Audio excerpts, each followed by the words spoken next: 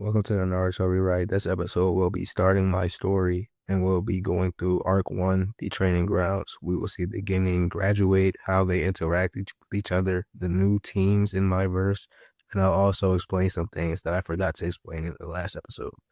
First thing that I'm going to explain is that the Flying Raijin is not created by Tobirama in my verse. This is instead a hidden technique of the Namikaze clan. Another The Byakugan is also changed a lot in my verse. In my verse, the Byakugan has no blind spot. It provides complete 360 vision. It can also see what and how many chakra natures a person has, and what chakra nature the jutsu they are about to use will be. The Gentle Fist also has some changes in my verse. Not only can it disable chakra points like a cannon, it can charge and restabilize them as well. This means if a Hyuga wants, they can charge and refill their allies' chakra. But Gentle Fist can also be used in another way to pull chakra from the enemy's body and feed that chakra to the user. This can be used for them to refill and charge their own chakra to make sure they don't run out of chakra on the battlefield. And this can also be used for them to steal a chakra nature, though they cannot steal KK Genkai. The Sharingan is also changed a lot in my story. In my story, the Sharingan cannot copy infinite jutsu. Instead, the Sharingan can copy 2 jutsu per Zomoi.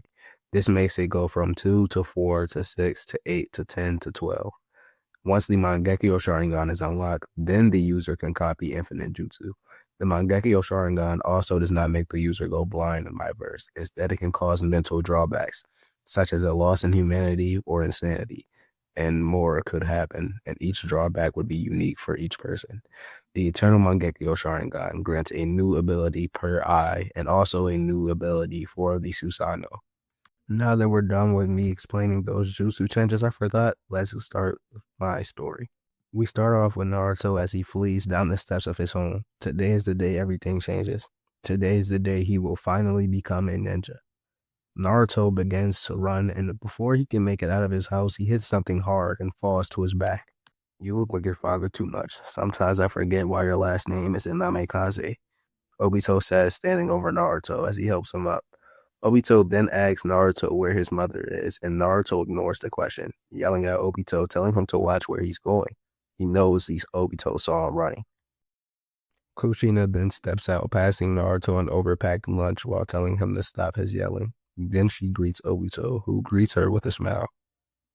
As Naruto storms off, digging through his overpacked lunch, noticing it's enough for over 5 people, Obito talks to Kushina, and Obito seems rather impatient, and Kushina notices this, as Obito is usually very calm and very patient, but today it seems he's in a rush. She asks what's wrong, and Obito asks her, has she ever seen this still before?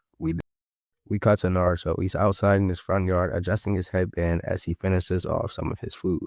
As he puts the food back in the pack, he suddenly hears a dark, demonic voice laughing within him. The voice then speaks. Can you not sense them? They're right there. Before Naruto can respond to the demon within, he gets a sudden urge and rush of adrenaline. As he glances instinctively at 4 different spots, he spots 4 different Anbu. He looks back at Obito, wondering why he would have Anbu watching at his house. As he looks back to try to see the Anbu, they're gone. We then cut to the academy as Iruka speaks to all at the beginning. He tells them all that they worked very hard to get here, congratulating them, and he also tells them that these teams are based on scores. These will be even teams with ninja with different skill sets that all match and bounce off of each other to make even squads that fit each other's skill sets. Now we shall get into the teams of my verse. Team 7 is Sasuke Uchiha, Shino Aburame, and Tenten. Sasuke is the primary offensive force, which I'll call a striker. Shino is a tracker slash sensor ninja, and Tenten is a Kenjutsu specialist. They will all be training under Kakashi Hatake.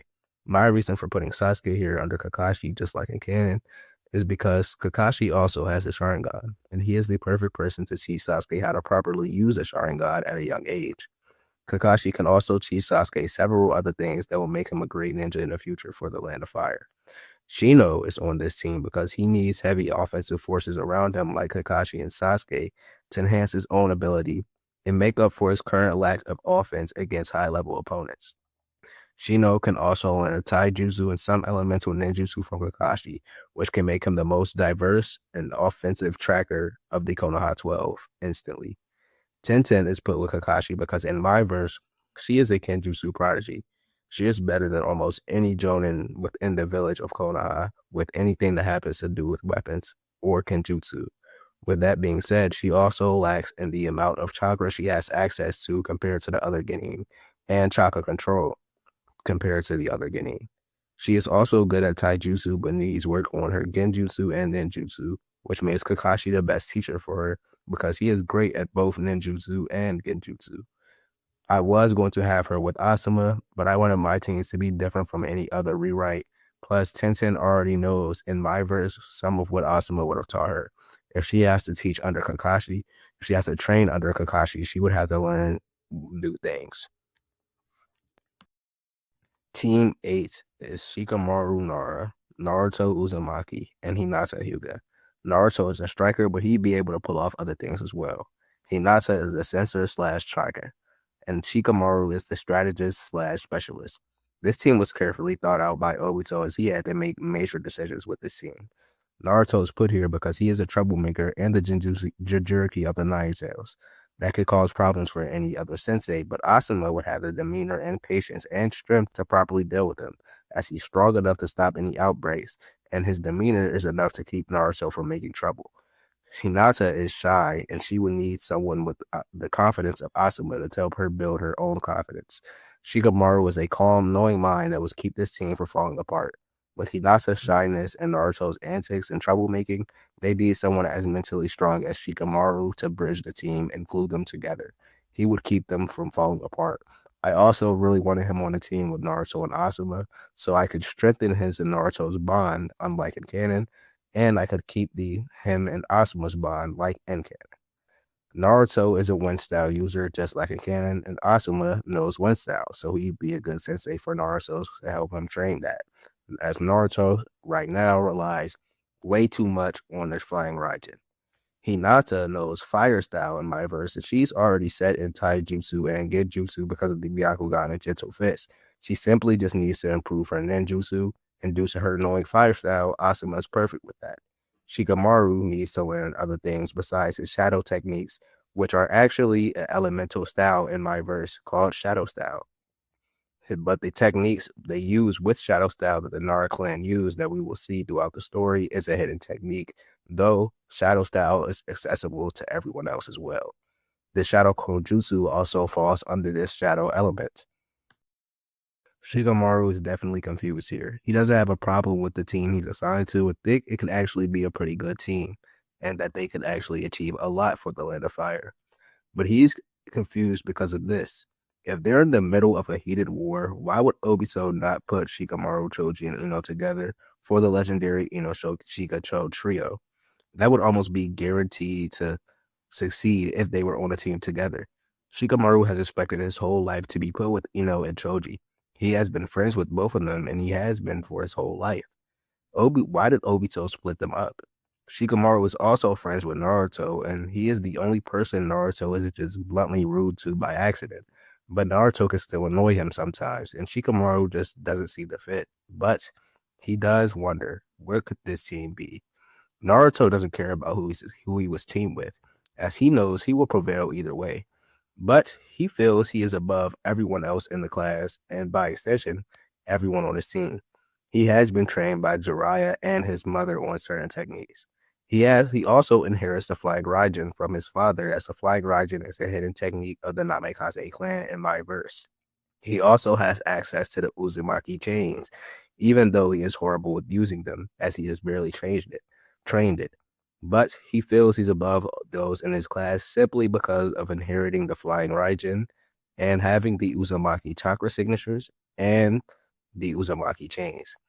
Hinata is happy that she is teamed with Naruto, who is her crush, and she cheers to him calmly about being teamed together. Naruto matches her calm excitement with way too much excitement, which annoys Shikamaru, as he notices Hinata's feelings for Naruto. He tells them that he hopes whatever they have going on doesn't get in the way of their missions, making Hinata blush and turn away, and Naruto is confused. What does he mean by whatever they have going on? There is nothing going on. Team 9 is Neji Hyuga, Shoji Akamichi, and Sakura Haruno, who will be trained by Kurenai. In my verse, Sakura is very, very good at Genjutsu by this time. And in terms of Genjutsu, she is the best in the class by far, even better than Sasuke, who is second behind her in terms of Genjutsu. She also has great chakra control, better than most Jonin in the village, and she has a large chakra pool as well. She has a natural talent for medical ninjutsu as well, but besides that, she doesn't have much going for her. She isn't good at taijutsu, and she hasn't even trained ninjutsu all that much. The only reason she passed is because the dire need for ninja during the war, her talent for genjutsu and medical ninjutsu, as well as her chakra control. Take just one of those things away from her, and she would have failed without a doubt. This is why she is teamed with Kurenai, who was in a similar position to her when she was a genin. Neji is put here to be so he can be the sensor and tracker, but he also has insane offensive talent. One of the only reasons Neji was put here is to make up for everything Sakura lacks in battle. Neji has no feelings about his team. He knows what the Akimichi clan is capable of and has some ideas for how he could make Choji strong enough to keep up with him. But he just sees no way for Sakura to thrive while being on a team with him. Why would Obito put someone so lackluster on a team with him? They would never keep up and it would destroy their confidence. Choji is put here because he is good at taijutsu and ninjutsu, but isn't that good at genjutsu, though he clearly has the potential, he just never trains it, and it's too complicated for him to even want to train. Choji is insanely good at taijutsu for a genin, so he needs no training with that, but under Kurenai, it would allow him to learn other things that he lacks in canon. Choji is also confused on why he isn't teamed with Shikamaru and Ino, but isn't nearly as concerned about it as we see in Shikamaru, as he is teamed with the top of class Neji, so his team is bound to be good. But he doesn't want to be babysat by Neji and carried. He will pull his own weight and he will keep up with Neji. Now we move on to the final team, Team 10. This team is Kiba Inuzuka, Rock Lee, and Ino Yamanaga, who will train under my guy. I know I said I didn't want the same team as anyone else's rewrite, but I had to make the teams balance. And I didn't want to ruin a team's balance simply for that reason. I also wanted Kiba and Rock Lee to be teamed together so they can have a rivalry, which I'll build up. I also really wanted Ino to be under my guy as she can learn some things training under my guy, which she lacks in canon. I also did not want any other characters to be teamed with characters they were teamed with in canon. Kiba is the tracker slash sensor. Rock Lee is the striker, and Ino is a specialist, but she will grow into something far greater. Ino was put under my guy because she needs to learn one thing and one thing only that she isn't good at: taijutsu. My guy is the best taijutsu fighter in the village, so it's a natural fit for Ino to be placed here. Ino's actually pretty good with ninjutsu in my verse, as she has water style, but like two other students in the class, Sasuke and Neji, she is one of the 3 students in the class to find out their second chakra nature before graduating and learn some jutsu in it. Her second chakra nature, besides water style, is earth style, and she learns some basic jutsu in both types. Kiba is under my guy because he is good at 2 different things besides tracking: ninjutsu and taijutsu. He isn't too good at genjutsu, but isn't bad at it either. His diversity makes up for what Rock Lee lacks, so he is placed here to balance out the team. Kiba is also very high ranked in the academy, and Lee was very low ranked, so this balances out the team rankings too and makes it make sense for why he was teamed with Rock Lee and why he's placed on this team. Also, under my guy, he would be able to train his taijutsu a lot more than in canon and would become very dangerous in taijutsu.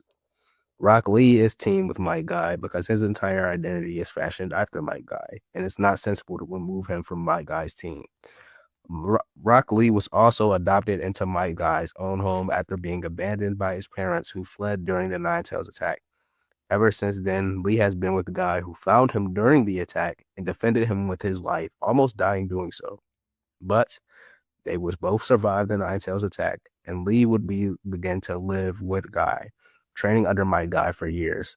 So it's best in Obito's mind to keep them together so they can continue to train and continue to have that chemistry. We cut to later in the day as Team Guy is on a rooftop and the three Guineas sit across from Guy. He asks them all what their goals are for the ninja world. What is it they're after? Kiba shouts out first without waiting to be told to speak, as he shouts out that he wants to be Hokage. Rock Lee goes next and says he wants to protect those who have no one to protect them. And Ino lazily speaks after hesitating, clearly annoyed by the high energy of her team, and she says she wishes to become strong enough to become head of the Yamanaka clan. My guy already knew what Lee wanted as he's been with Lee for his entire life and knew his goals, but he is surprised that Ino and Kiba have just as much ambition in terms of goals and with their answers, as he smiles at the motivation of his team. He tells them to return to this rooftop at 6 in the morning for their first training test. We cut to Team A as Asama walks with his Guinea toward a restaurant. He walks a few steps ahead of the Guinea as he tells Hinata to come walk with him, telling Naruto and Shikamaru to stay close and to keep up. He then asks Hinata what is it she wishes to improve on. Then she says that her father already has a training plan planned out for her that will make her pretty strong if she can handle the training, and she must train it. Asuma says what is it that she wants to improve on, not what her father wishes. Hinata is nervous. Her father was very strict with the youth of their clan, especially her. She wonders if she should even answer Asuma's question. Asuma, noticing her hesitation, says that even if her father wanted to do something about what he decides to teach her, he wouldn't be able to, as parents cannot control what ninja teach their students in terms of battle. So there is no need for her to be nervous. He then tells her that instead of blindly following her father's training plan, and only that, she should focus on improving her other techniques. As most Hyuga nowadays, because of Hiyashi's training plans he sets out, becomes one-dimensional ninja with only one role on the battlefield. That is the last thing this team needs Hinata to be. She should train her father's Hyuga plans and techniques and training plan whenever she is at home and not resting. But now her new main training plan will be made by Asuma, and she will begin to learn some other techniques. But first, he says she should focus on her ninjutsu and her fire style. Naruto had fallen behind his team, lost in a crowd of villagers as he squeezes through trying to keep up. The villagers begin to insult him and yell out insults. They call him a beast and trash. Naruto had heard all these insults before, and those ones didn't bother him, but it was one that made him freeze in his boots. As a villager said out loud, yelling to Naruto, just low enough so Asuma and the others won't hear it, that they lost the god of Shinobi because this piece of trash. He should have stayed focused on his ninja duties and not with his stupid wife and family. Those words made Naruto choke on nothing, as he wondered, was it truly his fault his father died? As Naruto turns to catch back up with his team, suddenly everything was red and he was face to face with a massive nine-tailed fox who smiled down on him. You let them speak to you that way. Speak about your family that way. Let me out and we can punish them for all of it. Naruto felt himself losing consciousness as rage took over his body and began to fill his mind. But suddenly, don't listen to them, Naruto. They don't know a thing about you or your dad. Shikamaru laid a hand on Naruto's shoulder as Naruto came back to realization. He then noticed that all of the red around him was gone. He was back into the normal spots, and Shikamaru was pushing him to catch up with the rest of the team. Naruto began to calm down, but he still wondered, was it truly his fault that his father died? Asuma then called Naruto up next to walk with him. Naruto, still dazed and confused from what happened a few seconds ago, stumbles up to Asuma's side with conflicted eyes. Asuma then told Naruto that he relies on the flying Raijin way too much and has poor chakra control to use that jutsu effectively. He recommends Naruto begins to train with his mother so he can better control his chakra and learn how to utilize some sealing jutsu and the Uzumaki chains, which he knows how to use, but he needs to learn how to use them better and not spend as much chakra using them, so he could stop relying on the flying Raijin so much. Naruto asks Asuma why he just assumes Naruto likes to use the flying Raijin a lot. And Asuma says that Iruka said that the Flying Raijin and Naruto's great taijutsu compared to other genin is one of the two only things that had Naruto ranked where he was and not in the bare minimum with others. Naruto's head dropped as he already heard insults from the villagers, and seconds later his sensei telling him he was considered to be pretty weak by his other sensei who Naruto had grown to respect. hurts him a little bit. Asuma tells Naruto that whenever he trains with Asuma after their first training test, if Naruto does not prove he does not need the Flying Raijin during that test, after that, Asuma will ban Naruto from using the Flying Raijin during training until Naruto can prove that he doesn't need the jutsu. Next, Asuma talks to Shikamaru. He tells Shikamaru that he has heard nothing but good things from him about Aruga. Nothing from good things but from Aruka about Shikamaru. But nobody is perfect. Everyone has flaws. He tells Shikamaru that as of now, he uses his shadow style way too much. Naras usually don't have that much chakra to access before they run out, and Shikamaru is no exception to that. So he needs to stop using purely shadow style jutsu as they drain too much chakra once used in a sequence. Instead, he needs to learn some basic ninjutsu that's not shadow style. From now on, Asuma will have Shikamaru focus mainly on other types of ninjutsu and train his earth style, as Shikamaru is an earth style user in my story. We cut to Team 9 as they enter a library and find a seat. Kurenai wants them to have some sort of peace before their ninja careers start and before they're exposed to the reality of the ninja life and war. So she decides something calm like reading is the best way to begin with her students. Choji simply eats, not having any interest in the books. Neji instantly spots a book about the Hyuga clan's history written by Hiyashi himself and begins to take a massive interest in the book. He wonders what Lord Hiyashi could be writing about in this book. Sakura scavenges through several books before her eyes suddenly sparks with interest as she picks up a massive book that was bigger than her head. Kurenai first talked to Choji. She asked him why he wants to be a ninja and what does he feel he lacks the most in battle and needs to improve in. Choji, in between eating, says he wishes to become as strong as the god of Shinobi Minato was, so he can continue to do what Minato was doing and continue to achieve peace for the world and end the ongoing war that their land seems to be stuck in. And then he says what he needs to improve in is confidence, but in terms of a fight, maybe genjutsu or his strategizing. But he feels he's pretty good in combat, and he isn't wrong. Kurenai tells him that his confidence will grow with his achievements as he's bound to achieve a lot as a ninja. She also says that he should focus on training other techniques to build around the Akamichi clan's expansion jutsu. Choji is a fire style user in my verse and is pretty good at using it, but Kurenai tells him he should work harder to try and learn one or two more chakra natures so he can be a more dynamic asset on the field.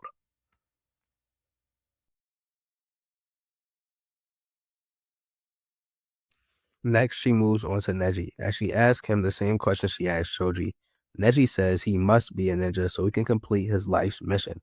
His duty is to protect the main branch of his clan, and he will do exactly that.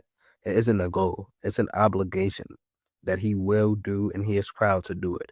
He then says that he doesn't need to improve anything as he follows Lord Hiyashi's perfect training plan that he has planned out for him for his entire life. If he follows that, then he will become just as powerful as he needs to be. Kurenai expecting Neji's answer and is disappointed that he blindly follows everything Hiyashi says, and that could make him weak in the future.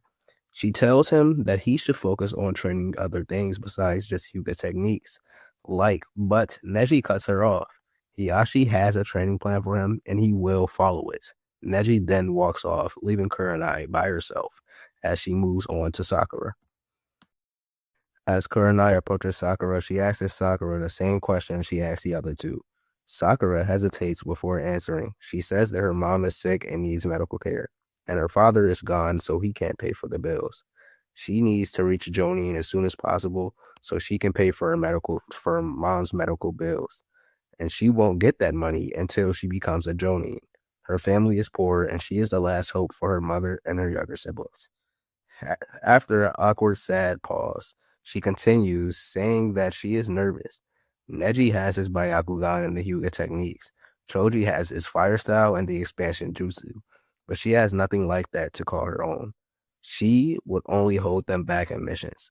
Kurenai softens up, seeing herself in the young Sakura, as she tells Sakura not to give up and to keep her head high. Kurenai was in the same position when she graduated.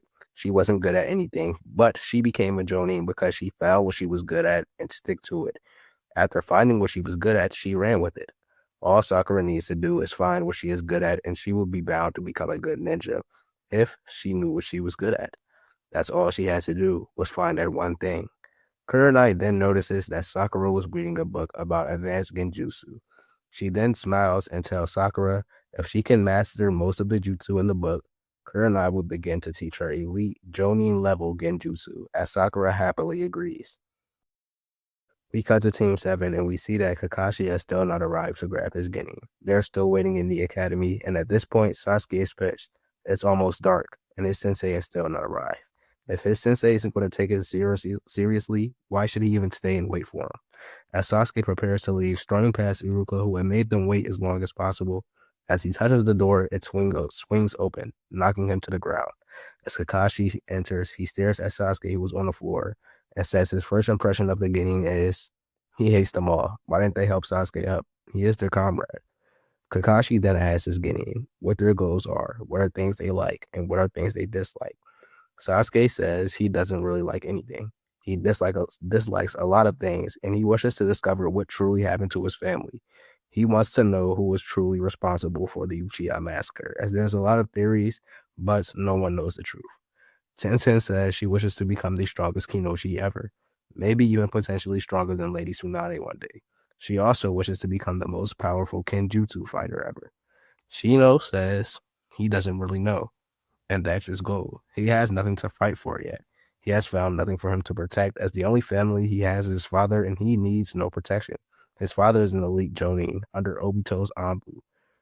So, with him not having anything to fight for, he wishes to find something precious to him that he can protect. But as of now, he is lost and has nothing to fight for. He simply just wants to serve the land of fire and will remain loyal to his clan. Waiting for orders, the Genin go into silence as they stare at Kakashi, who sighs and yawns with an odd noise and tells them they're dismissed. And that is going to be it for today's episode. This is the first part of my first arc, the Training Grounds arc. In the next part, which should release very soon, I'll be finishing the Training Grounds arc, as we see all of our Genin go through their first training test in the next episode. I would have put that into this video, but then it would have most likely been over an hour long. It probably wouldn't even be released now. So I'll just cover that next instead of here. But who were those Anbu outside of Naruto's house? What is that seal Obito asked Kushina about? Did she even know about it? Will Sakura be able to keep up with Neji and Choji? Will Naruto ever escape the village's cruelty? This will all be answered very soon. Those are all questions that will be answered very soon within my rewrite. So farewell, and until next time. In the next episode, we will finish the Training Grounds.